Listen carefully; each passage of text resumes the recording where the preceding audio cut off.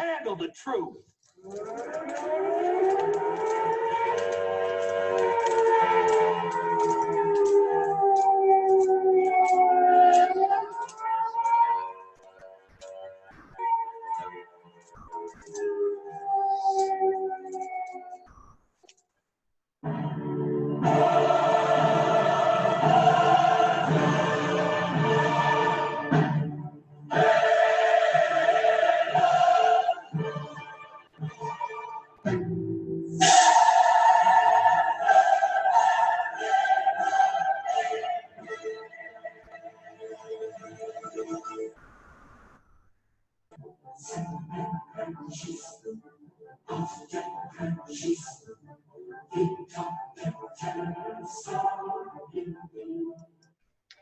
And welcome, folks. It's August the 12th, and you're watching Truth versus News Incorporated. And boy, golly, Truth versus News. You've seen it this last week. This is something. There's so much news about a certain person. I think we're going to get into the Epstein case with Jim Fetcher, the most dangerous man in America, and Scott Bennett, an award-winning Army PSYOPs officer who's done the most fantastic work. So go for it, Jim. What's happening in the world? Thanks, Don. Well, we got the official story. Jeffrey Epstein dead in apparent suicide, reported suicide, which looks highly improbable at this point in time. The 66-year-old Epstein was previously placed on suicide watch after he was found nearly unconscious inside his cell with marks on his neck.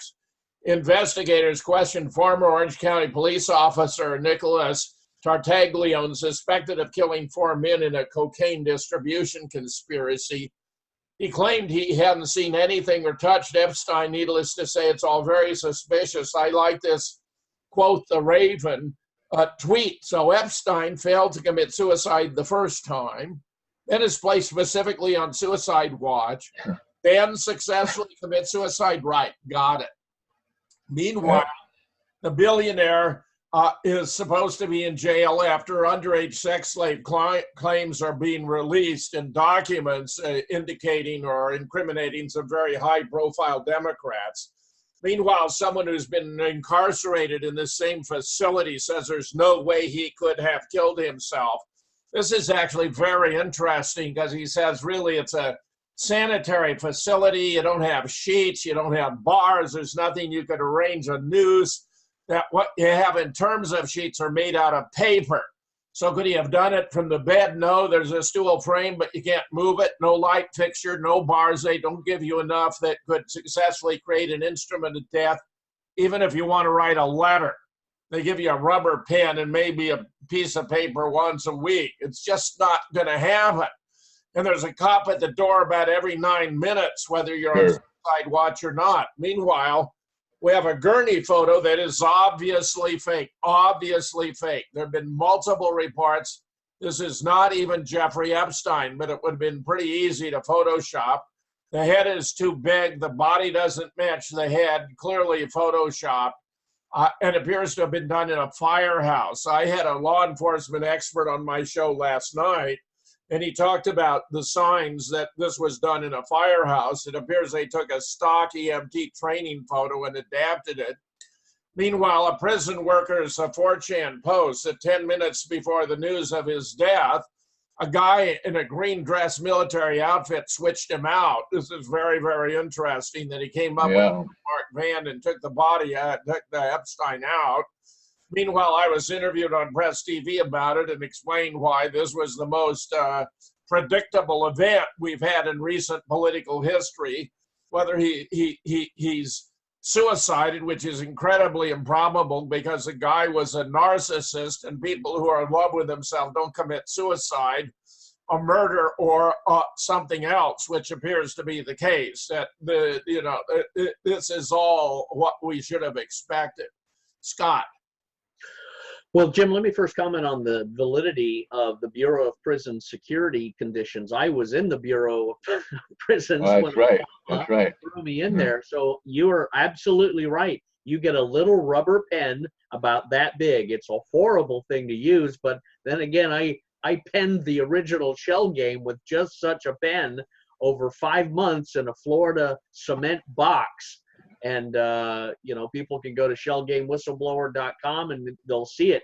But I wrote on that little rubber pen on a steel table, on a steel chair in the place, that condition. And you're right, guards come every 15 minutes, really, and just peer in and look at you, and they flash the light on you. And he was in the SHU. He was in the secure facility. That means essentially you are alone. This whole idea of having a roommate, especially a roommate who is a police officer who may have committed murder, that doesn't happen. They do not put people who are pedophiles into high dangerous people who've killed people, people who've used violence. They're in a separate category altogether. So Epstein could not have been in a cell with someone who is being charged with murdering 4 individuals. That just doesn't happen. When I was thrown in prison by Obama, I was, of course, they charged me with making a false statement. So 100-1, a paperwork error.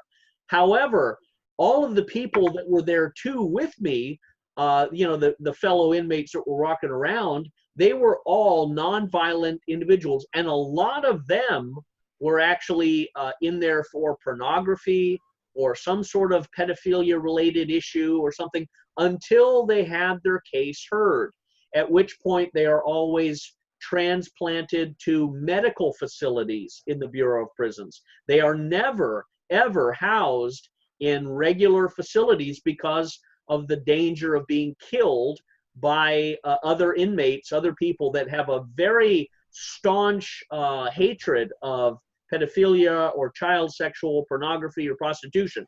They are hated by the regular class of inmates. So those people are always segregated in safe zones where you have very low danger thresholds. So the theory that Epstein was put into a facility with someone who was a bad news murderer, killer, or someone who was accused of violence just doesn't happen.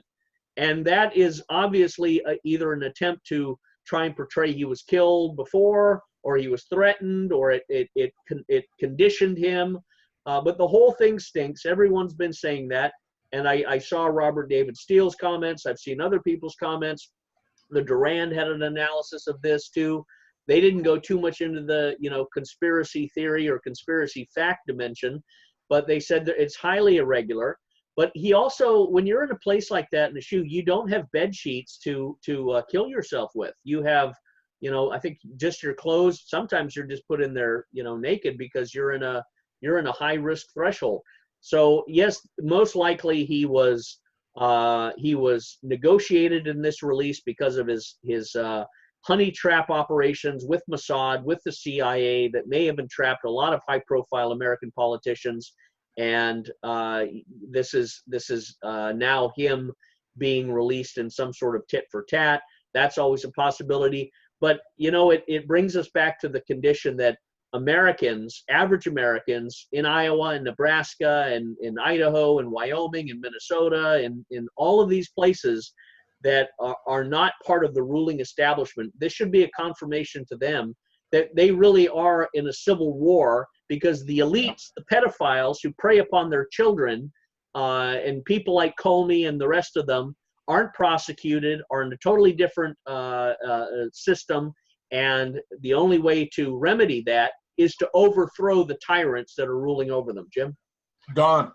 Yeah, and all those tyrants in the prison system, are they subject to being paid off? They might be taking bribes. I heard that the biggest story was that he got switched out because it's $100 million bounty on Epstein, and that he's more valuable to the Mossad than he is dead.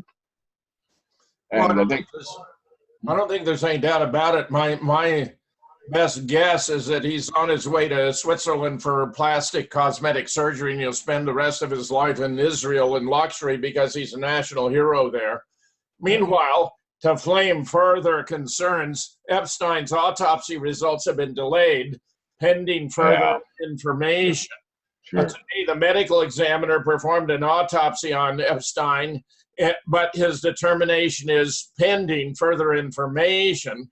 At the request of those representing the decedent and with the awareness of the federal prosecutor, I allowed a private pathologist, Dr. Michael Baden, to observe the autopsy examination. Now, they're saying that's routine practice. I'll tell you, I know Michael Baden.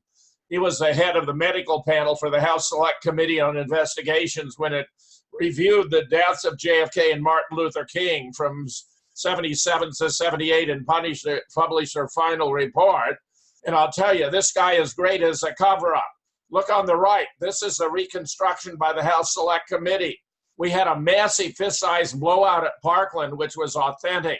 Then it was enlarged by the pathologist at Bethesda to make it look more like something that could have resulted from a shot from the rear had he been leaning far over.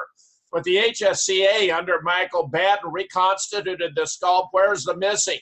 There's supposed to be a bullet hole here, but you may be able to see it in the drawing. It's not visible in a photograph because it's completely fake.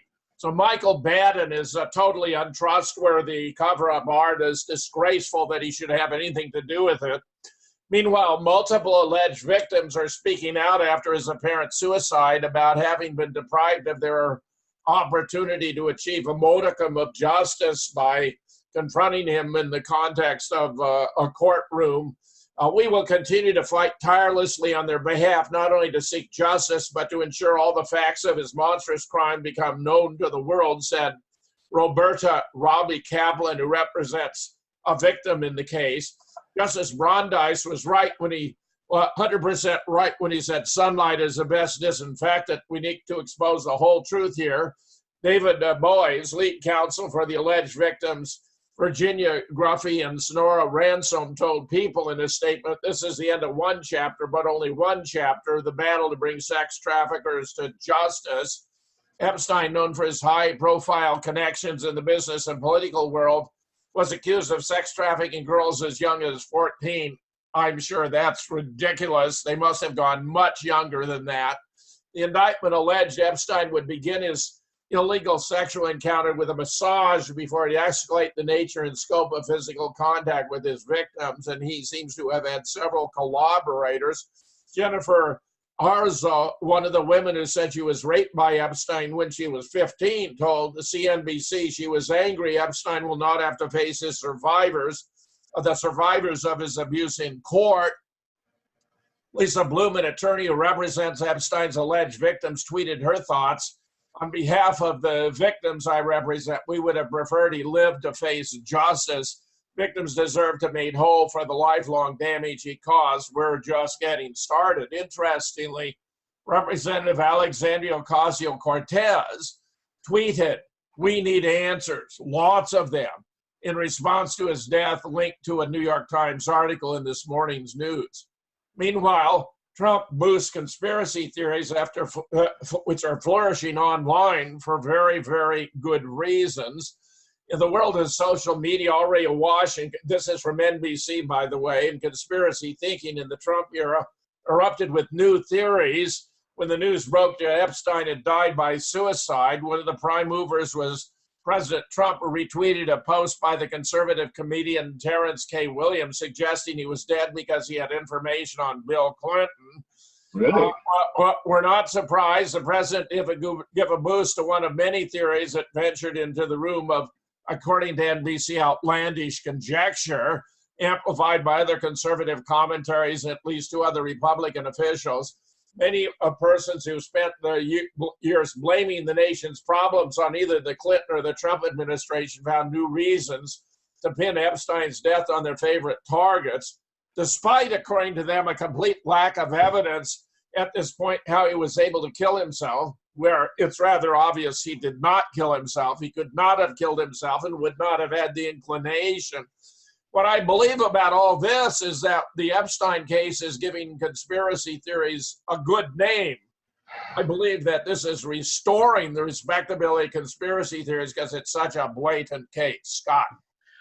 Well, you know, the thing that struck me, Jim, when you're commenting about that is this is a perfect platform and script for these women, these Skigsian witches who have been ranting and raving and parading through the countryside in pursuit of the blood of people like Kavanaugh and white men, heterosexuals in general. Mazie Hirono from Hawaii, the senator who said men should just sit up and shut up and blah, blah, blah. And this is a great platform for them.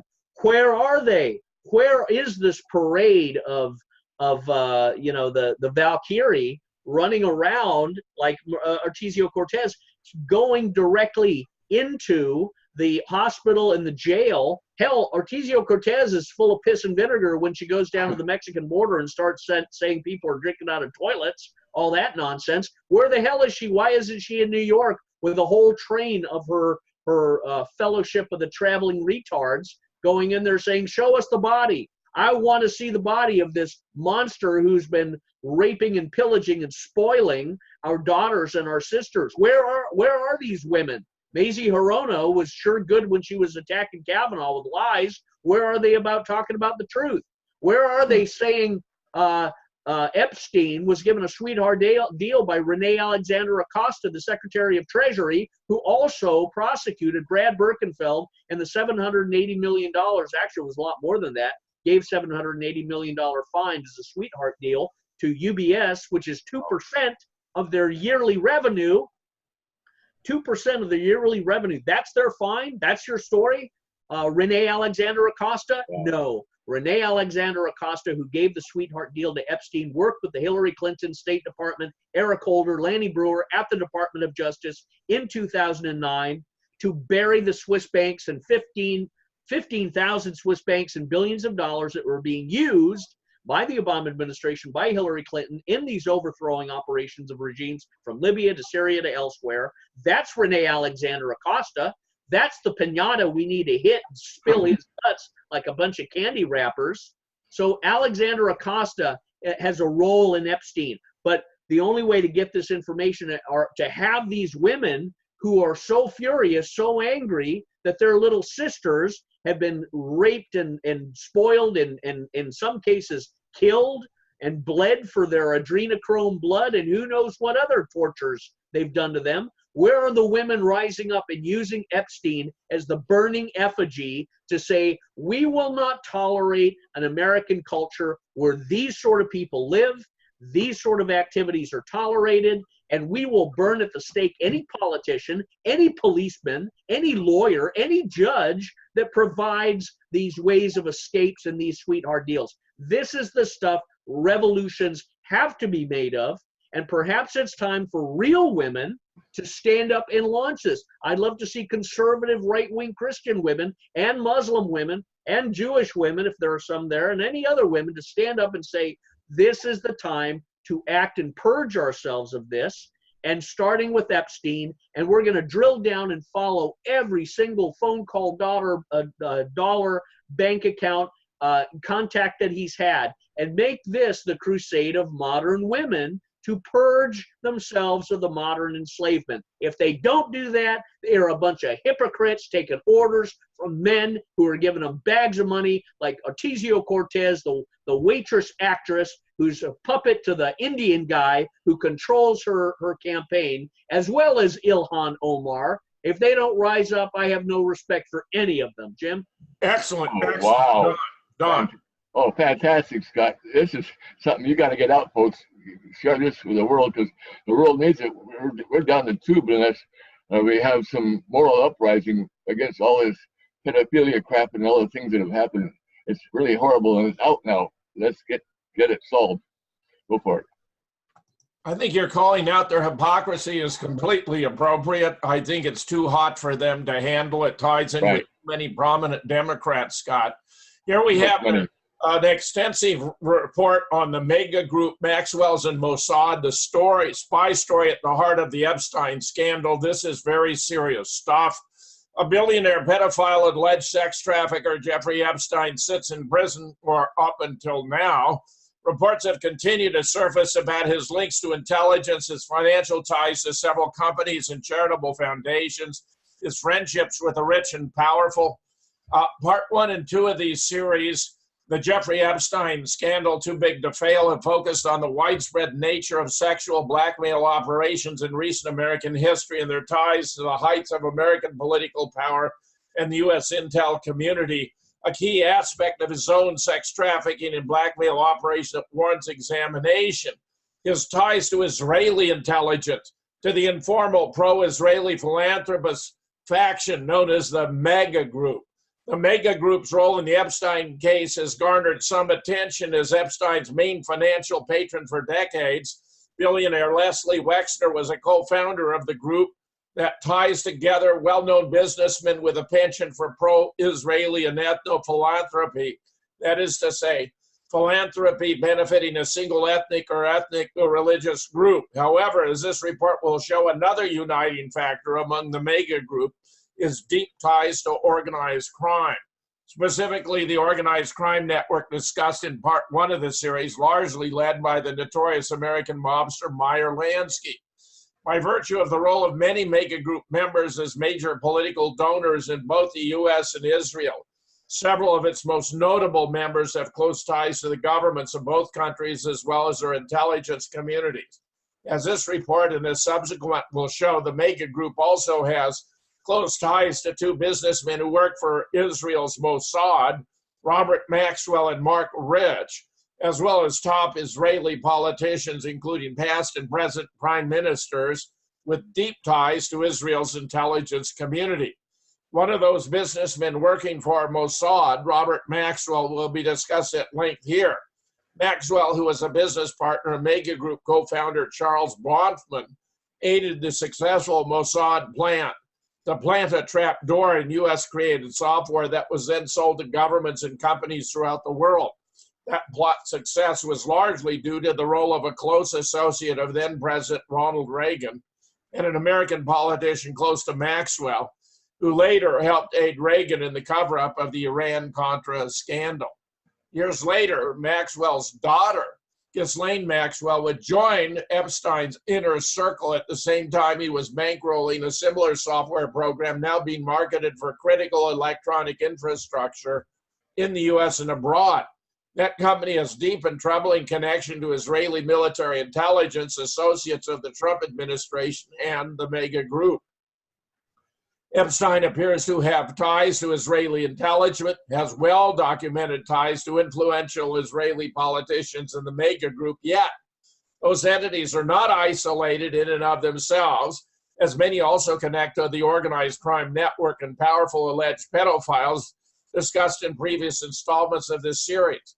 Perhaps the best illustration of how the connections between many of these players often meld together can be seen in Ronald Lauder, a Mega Group member, former member of the Reagan administration, longtime donor to Israeli Prime Minister Bibi Netanyahu and Israel's Likud party, as well as a longtime friend of Donald Trump and Roy Cohn, who is also a member of the Port Authority that gave the custody to private hands for the first time in order to bring us 9/11. Meanwhile, a Florida governor is ordering an investigation into the Epstein case after a state senator was threatened. This is a positive development. Florida Governor Ron DeSantis has ordered a state crime probe into actions of the Palm Beach sheriff and the former Palm Beach state attorney, Barry Kirshner, for their handling of the Jeffrey Epstein underage sex trafficking case. More than 40 victims as young as 14 have been reported as part of Epstein's vast network. DeSantis faced pressure after Epstein was found injured in his cell from a possible suicide or murder attempt, and after Florida Senator Lauren Book was threatened for looking into the case and demanding an investigation. She then created a petition to instruct the Florida Department of Law Enforcement to take over the investigation. Book started the petition, which received 4,000 signatures rapidly from multiple sexual assault survivors and supporters against Epstein across the U.S. We have support for this from all over the country, Book said. Many are sexual assault survivors who lived in the shadows for a long time and want to let Jeffrey Epstein survivors know they are not alone. A lawyer who represented 3 of Epstein's accusers more than a decade ago suggested Epstein's injuries may have been the result of an attempted hit to prevent him from going to trial. I do question whether it was a true suicide attack. I mean, how do you choke yourself? It doesn't make any sense. Spencer Coven told the UK tabloid The Sun. I question whether or not it was a true suicide attempt, whether or not there may have been powerful people who just don't want him to talk. Right. Irvin added, there's no doubt in my mind that no jail will protect you, and there are powerful people who want to reach you wherever you are. At the same time, Florida State Senator Lauren Book has alleged she was threatened for seeking to investigate Epstein's case by demanding a state inquiry into Palm Beach Sheriff Rick Bradshaw's handling of accused sex traffickers' lenient work release program. I've received countless phone calls saying, little girl, you don't know what you're getting into, and telling me I should just stop, she said during an interview. Meanwhile, and this was rather startling, on the eve of these events, we've had a release of the discovery documents where the victims have identified Bill Richardson, former governor of New Mexico, very prominent Democrat, George Mitchell, who was a majority leader in the Senate under Democratic control and who Barack Obama even wanted to nominate to the Supreme Court, as well as Alan Dershowitz, where Dershowitz is old news, but Bill Richardson and George Mitchell are not. This is very troubling stuff, Scott. Yeah. Well, this is certainly something that will make political careers out of people who are looking to enter into the public discourse. As you see, people around the country are in full support of everything and anything that exposes these people, their activities, their corruption, and bringing them to a bloody justice. This is, again, not an average crime. This is worse than murder, because you're murdering large portions of the society. By this anthropological poison. You are ruining and destroying young girls, and they're transformed into schizophrenics and totally emotional, broken people with distrust, and often that leads to all sorts of bad sociological habits, whether it's criminality or drugs or just negativity in general, that it just permeates the rest of the society. So these major pedophile operations are not just personal indulgence exercises like some sort of rubber doll masturbatory practice. You are actually damaging the overall fabric of all of humanity in the small space of a nation, of a state, of a community. That's what pornography does too. So these, again, the Epstein case is very unique, because you have so many different components to it.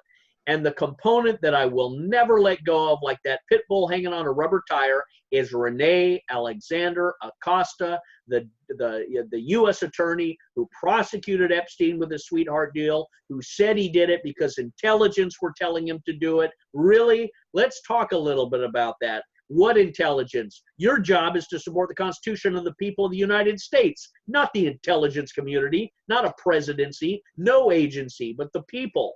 And you failed, Renee Alexander Acosta. You did it on purpose, and you also prosecuted the money traps, the money trails and relationships that Epstein was swimming in the Swiss bank issues that Eric Holder and Hillary Clinton and her husband Bill Clinton were profiting by. So Bill Clinton, who's coming down raping little girls, and those videotapes are coming out, Bill Clinton and Hillary Clinton, who are getting paid millions of dollars by the Saudis, the Qataris, the United Arab Emirates, the Swiss, and a whole host of other countries. You're facilitating their bribes, their pay-to-play, through the Swiss banks that you refused to prosecute, Mr. Alexander Acosta. So Acosta is the center of the link between Jeffrey Epstein and this whole Swiss bank terrorist financing Saudi Arabia Israeli operation that they were trying to use to overthrow Libya and Syria and elsewhere. Now Israel's participation in this, Israel's honey trapping of this, Israel's, I don't care if it goes back 100 years, their role that can be tracked and traced and exposed is going to be, I think, a major upset and outrage by Americans. It could destroy Trump. It could impeach him. It could remove him, because Americans are not going to give the Israelis, despite the Christian Zionism deception, they're not going to allow them to participate in the raping of their little girls, the enslavement of their politicians, to advance an agenda that is not the American people's, and it is killing their kids in these endless wars. So Israel and Epstein and all of this intelligence matter that is coming out that really can be brought out, Jim, by the women of this country. Talk about the only people who can effectively expel the poison from the pustule on the back of the American body politic. It is the women that need to press and expose this with a, like you said, sunshine is the best disinfectant. They need to go on the attack to disinfect this, and that means expose everything and everybody. That means tear down everything and everybody and throw it all open for examination. The women are the ones who can do that. And just imagine the momentum behind an army of women who are going into the New York Police Department, going into the Federal Bureau of Prisons, going into the Trump administration, saying, what happened to Epstein, Mr. Trump, it has been done by you, because you appointed the Bureau of Prisons director. Let's not forget, everybody works in the federal government worked for Donald Trump. They are doing his agenda, and he's saying he's doing the American people's agenda. Well, the Bureau of Prisons person is Donald Trump's boy or girl, or I don't know, whoever he appointed, but that person is responsible for happened to Epstein. The Attorney General is responsible for what happened to Epstein, because the Attorney General, the entire Justice Department, can put him in the custody of the Attorney General. They can put him up into a totally separate confinement situation because of the national security intelligence implications of this case. Either that means everything or it means nothing. And that's what we're seeing, Jim. That's what, when you're saying conspiracy theory and people are picking up on that, they're not just picking up on that. They're getting bloody, and they are starting to sharpen their knives and say, this crosses a line that now we really have to take action like 1776 all over again. Jim? Excellent, excellent. Don? Yeah, real quickly, are you aware that Jeffrey Epstein funded the Clinton Foundation? And of course, the 27 trips that Bill Clinton made over the Epstein's Island, and they won't discuss it, though. It won't be on the news, and so it's something else that's Well, I connected. think this is really the reason the liberal leftist lunatic women are not jumping on the bandwagon here. It's going to come back to haunt them because we're so proudly involved. And this is the time. This is the time to hit those women with the word hypocrite. And I mean, there's gold in them hills, Jim. There is gold in them hills, because we can go after all of these liberal women and say, you are the scum of hypocrisy because you won't stand up and hunt down the killers and the rapists of your little sisters. It goes way beyond Epstein, but he is the beginning of the yellow brick road, and you're happy and content to be dancing in the Munchkin land. Go ahead. And Scott, coming on the wake of the collapse of the Russia Gate conspiracy theory, where we had nonstop for 2.5 years, nothing but bullshit from the mainstream media for 2.5 years. This, I think, may be a double whammy that really forces the public to reconsider all the belittling of conspiracy theories, because it turns out the ones that are being promoted by the mainstream media are false, and the ones the alternative media are promoting are true. So I think this could be a major turning point. That's right. Oh, wow. Yeah. Meanwhile, we have Pat Buchanan observing that Joe Biden and other Democrats are going all in on the race issue. This is very significant. They're trying to paint Trump as a racist, which he is not. They're going massively for gun control, for open borders and migration. I think it's all going to backfire on them tremendously. Here's my note to Pat Buchanan's piece, which I published on my blog. With the collapse of the Russia hoax, and with Mueller's testimony to Congress a disaster for Democrats, they appear to be going all out for gun control on the basis of stage shooting events, which are going to continue unabated, and racism by alleging that Donald Trump is a racist, for which there is massive contrary evidence from those who have worked with him over decades. With Pizzagate threatening to take down many prominent Democrats, moreover, a sense of panic appears to be enveloping the party, where the only serious candidate among the 24 nominees appears to be Tulsi Gabbard. Meanwhile, watch as chaos ensues in Times Square after A backfiring motorcycle is mistaken for a mass shooter. Scott, we're becoming afraid of our own shadows. This is absurd. It's a form of psychosis being induced by the mainstream media. Right. And in the wake of the recent mass shootings in El Paso and Dayton, chaos ensued as people raced to escape what they thought could be an active shooter carrying out another attack. Some witnesses called it a stampede. New York CBS said people were literally running out of their shoes, dropping their bags, jumping over counters. That's ridiculous.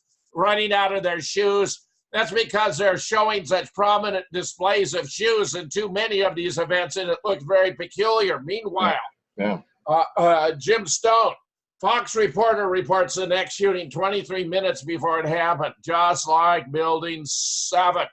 Here's the most important 15 seconds of video you'll see proving the deep state is doing the shootings, where a Fox News announcer for a local station for a third shooting that was supposed to happen on Saturday at another Walmart announced the next shooting by accident before it happened. I've watched the video. I tried to capture it. She says, oh, this hasn't happened yet, right on the air. Right. Folks, this proves Twitter's in on the shootings, Fox News in on the shooting, Walmart in on the shooting. They have to be a huge open joke among those who are privileged. There's no way Twitter missed the fact these people were using their platform to announce and plan the next shooting. There's no way Walmart had this happen at 2 of their stores by accident. No way Fox had the report ahead of time without being directly involved. Busted, busted, busted. Here it is, blockbuster. Fox blew the third shooting. There was supposed to be a third shooting at another Walmart on Saturday, but just like Building 7, Fox this time announced it 23 minutes early. And of course, Scott, that's just what happened with Jane Stanley of the BBC, who announced that Building 7 had collapsed at 4:57 when it didn't happen at 5:20, and you could see Building 7 right over her shoulder in the background. Very embarrassing. BBC's never been able to explain it. Well, after 18 years. You're absolutely right. This is don't be surprised if there are not some really big false flags or deception operations that are launched as a result of this Epstein case to pull it away from public scrutiny and to avoid, if what we said should happen actually happens, the whole carnival goes up in flames. Because if you get women enraged, you get the Lysistrata syndrome triggered. You've got men who are these passive beta males just carrying the water and the weapons for these women who are out for blood.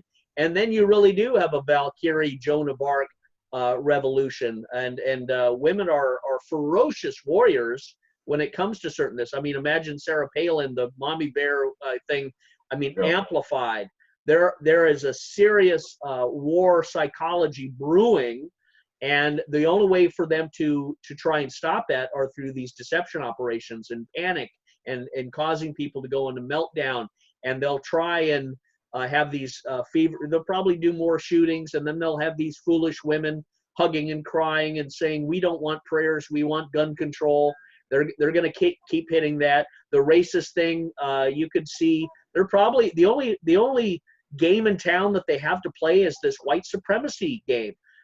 Because the white heterosexual Christian male are the smartest people that are kind of paying attention to this and listening to this. When you do, I know there are other minorities that listen to this, blacks and Hispanics. I'm not chastising that, but for the most part, the highest probability of people who probably listen to these shows and do the analysis and pick up on this and are in the alternative media are predominantly white people, and they are trying to shut that down. They're shutting down these white voices of independent analysis from our voices on YouTube and Facebook and others, and they're now labeling them terrorist threats, domestic terrorists. They're trying to advance a bill called 864, which recognizes white supremacists as domestic terrorists. Biden and these other knucklehead idiots are up there saying white supremacy and terrorism. It's their only hope to stay afloat. Now, the thing is, the blacks don't believe that. The Hispanics don't believe that, because every white person they've ever met has given them a job, given them a smile, and been a very courteous, pleasant person. It's just part of the DNA. They're not all up there raising their hand to some sort of Hitlerian Gestapo tattoo. All that's propaganda. So the blacks and the Hispanics and the minorities aren't believing that. The fools are. They're deceiving themselves. Biden and Kamala Harris and all these idiots, except Tulsi Gabbard, again, is the only one who kind of seems to be independently charting a separate course. But the race card's going to fail. But the real thing is, what else is going on in the world? We need to get our whiteboards up and say, okay, what's happening in the Iran, the Russia, the Hong Kong theaters? What's happening in the European theaters? Macron seems to be disintegrating France. Germany, is there a massive right-wing conservative upswell? I just saw, Jim, last week, 4 girls in Sweden were raped. And the police are saying it's because, you're not supposed to walk in parks alone and you have to watch how you behave.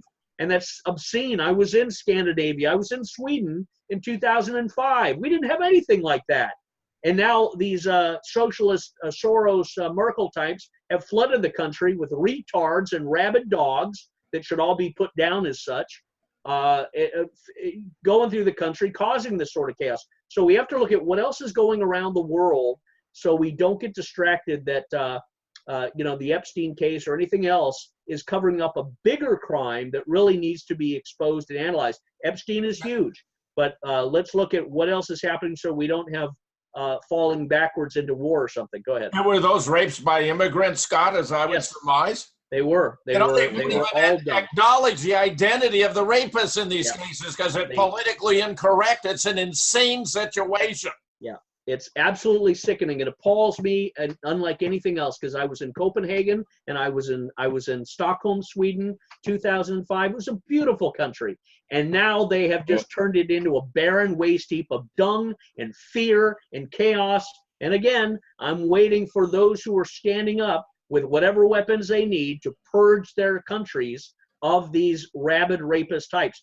We can live in peace with people, but we won't live in peace with animals, dogs, and demoniacs. We will destroy them. Go ahead, Jim. Don. And I want to say, as far as internationally, influence is being shut down in the media here, is that Google, I understand in the news, they're saying that Google is being driven a little bit by China. China's aims and things are more important than the United States aims, and that's why they're doing so much censorship these days.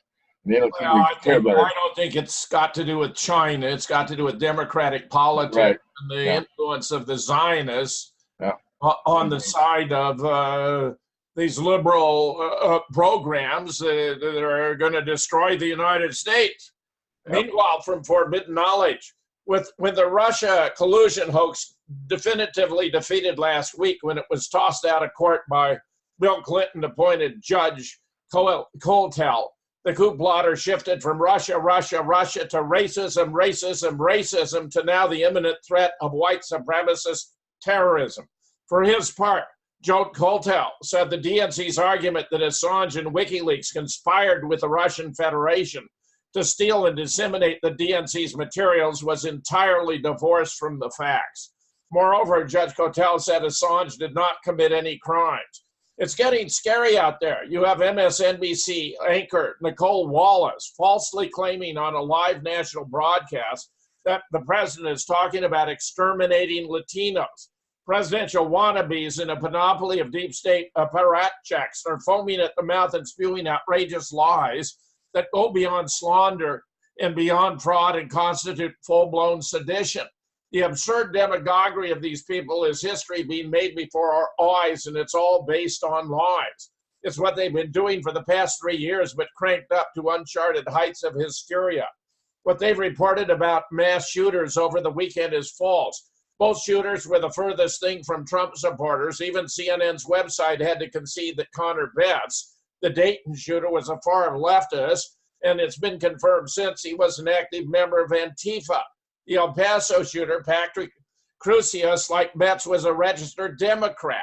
An ardent environmentalist, he wanted basic universal income, the most communist idea of all time, which he felt would be jeopardized by the Hispanic invasion of Texas.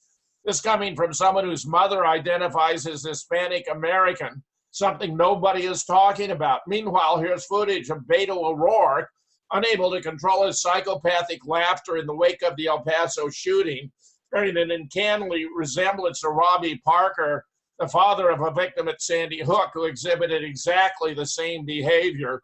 Very astute observation. Meanwhile, FBI to take complete control of El Paso Walmart shooting investigation. How appropriate, because the FBI spent years and years and years fabricating crimes. Here's a nice piece published in 2012 by the New York Times. Terrorist plots hatched by the FBI. The United States has been narrowly saved from lethal terrorist plots in recent years, or so it has seemed. A would-be suicide bomber was intercepted on his way to the Capitol. A scheme to bomb synagogues and shoot Stinger missiles at military aircraft that was developed by men in Newburgh, New York. An fanciful idea to fly explosive-laden model planes into the Pentagon and the Capitol was hatched in Massachusetts. But all these dramas were facilitated by the FBI, whose undercover agents and informers posed as terrorists offering a dummy missile, fake C4 explosive, a disarmed suicide vest, and rudimentary training. Suspects naively played their parts until they were arrested. When an Oregon college student, Mohammed Osman Mohammad, thought of using a car bomb to attack a festive Christmas tree lighting ceremony in Portland, the FBI provided a van loaded with 6 55-gallon drums of inert material, harmless blasting caps, a detonator cord, and a gallon of diesel fuel to make the van smell flammable. An undercover FBI agent even did the driving.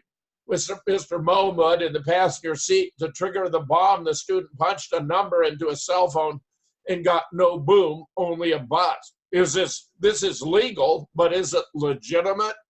Without the FBI, would the culprits commit violence on their own? Is cultivating potential terrorists the best use of the manpower designed to find the real ones?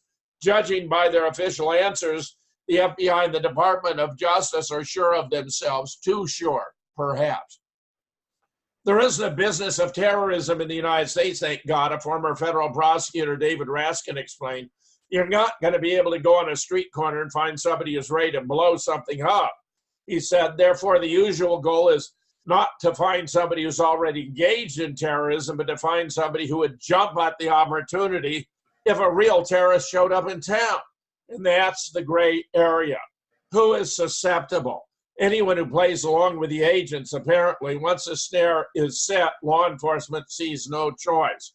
Ignoring such threats is not an option, Mr. Boyd argued, given the possibility the suspect could act alone at any time or find someone else willing to assist him.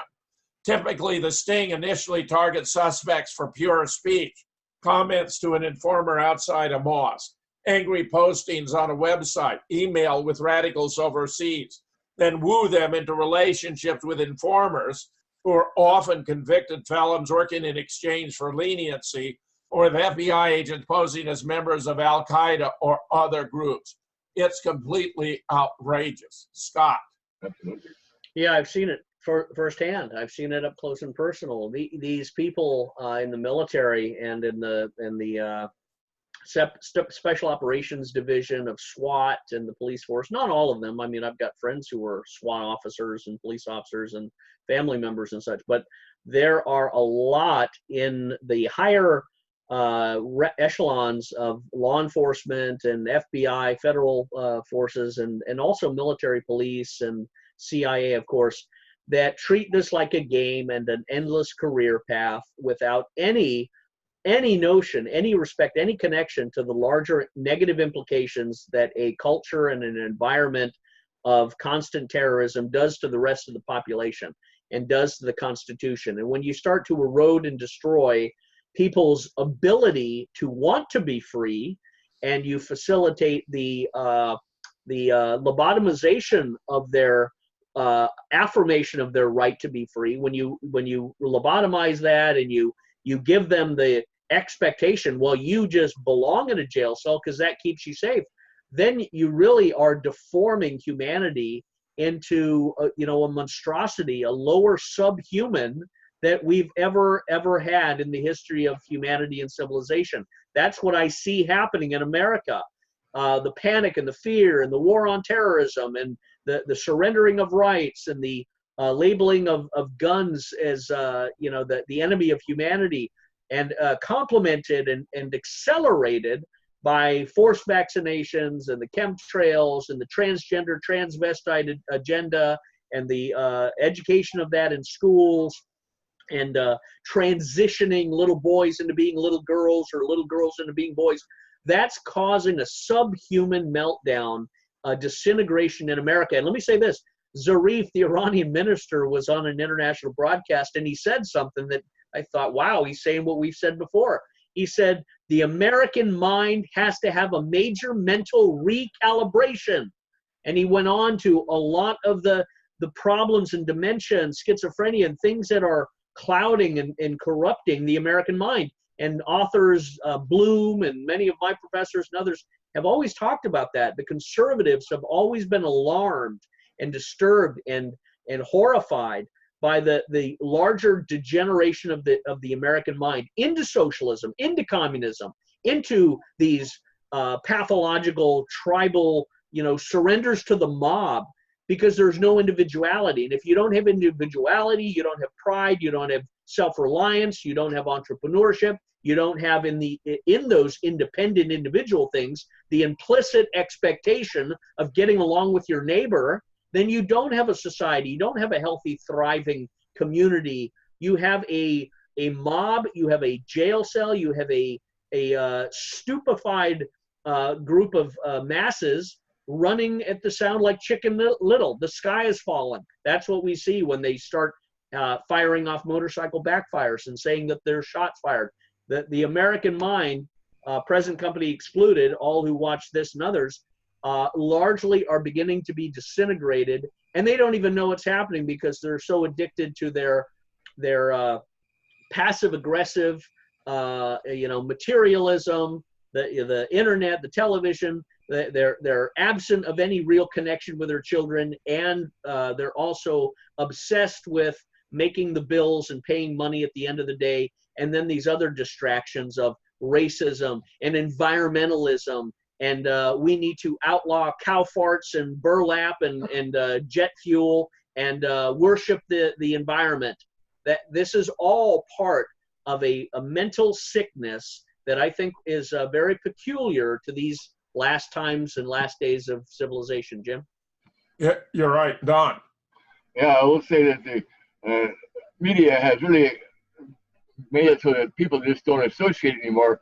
They're more tuned to their cell phones and things. And I understand that among young people, a lot of them don't have any friends, and they're isolated and they're very manipulatable. And essentially, the media has controlled us. The media is our enemy, and we don't support fake news. Thanks, right. Don. Yeah. Thanks a lot. Meanwhile, surveillance video shows police takedown of the Dayton shooter. This is further evidence this whole thing was totally contrived. New surveillance video shows the moments before police shot and killed the gunman in Sunday's mass shooting in Dayton. Shows a crowd of people running into the building to take cover. Bullets can be seen hitting the ground before the shooter runs around the corner with a gun in hand. Then he was shot down by police before he could take any more lives. Police have identified the suspect as Connor Betts, armed with an assault rifle in a popular nightlife district about 1 a.m., where he's supposed to have killed 9 people and injured more than 20.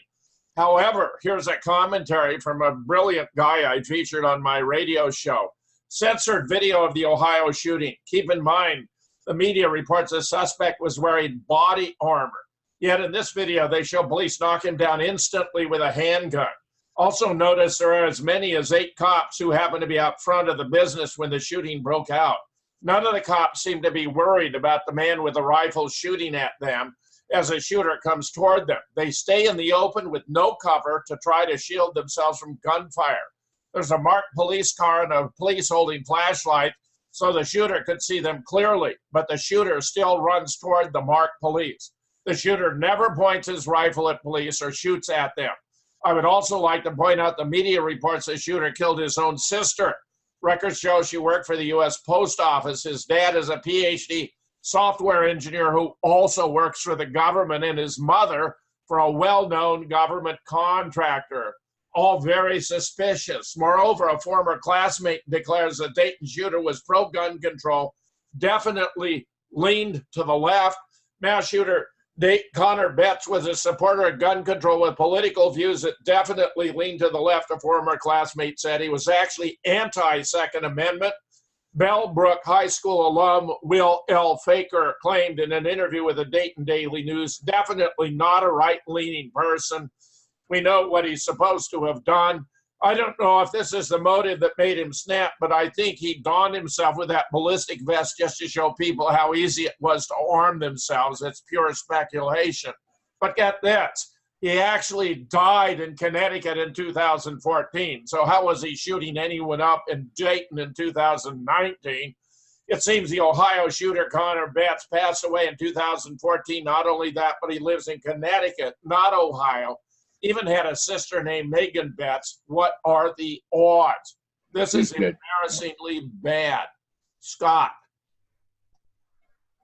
Well, the other thing that was weird about that is he was captured or met up at the Ned Pepper bar in Ohio. Ned Pepper was a character on the Rooster Cogburn old country western movie where the girl's dad was killed by a guy, and Rooster Cogburn was the bounty hunter and went out searching for him. His name was Ned Pepper, and he was a murderer and a killer. So to catch him at the Ned Pepper bar in Ohio instantly made me go, oh, some CIA, FBI, Mossad joker think that's funny that we're going to go capture this guy at the Ned Pepper bar. I mean, it blew me away. Not many people know that. But you know the movie I'm talking about. I think it's Rooster Cogburn it's called. But all of this, again, is a larger psychological operation to divorce people from their right to keep and bear arms, to alienate them and lobotomize them and intimidate them and guilt trip them into fearing and not wanting to have anything to do with guns. And they're going to have women and children walking around farmers markets saying, we just need honest gun control. We don't need prayers. We need gun control. We just need to have this passed, add one more line, add one more year to anything pertaining to gun control. And that's how they're trying to boil the frog slowly. And the only way to counter that is with moral outrage and absolute truth that no one is going to stop good people from defending their life and their property. And the Second Amendment is the way that old ladies in wheelchairs don't have to be afraid when they go out for a walk or anybody else, because the Second Amendment is a supreme equalizer. Jim? Don. Yeah. Hey, how about this first hour of Truth versus News for August 12th? You can't get news like this anywhere else. It is firsthand. Scott's been there. Jim knows an awful lot, and I'm catching up. And so this is Truth versus News, and the first half, we're going to want to see around for the second half if you think this is good. I'm sure we're going to have more better stuff. So stay tuned, folks. Come on back. Thanks for watching.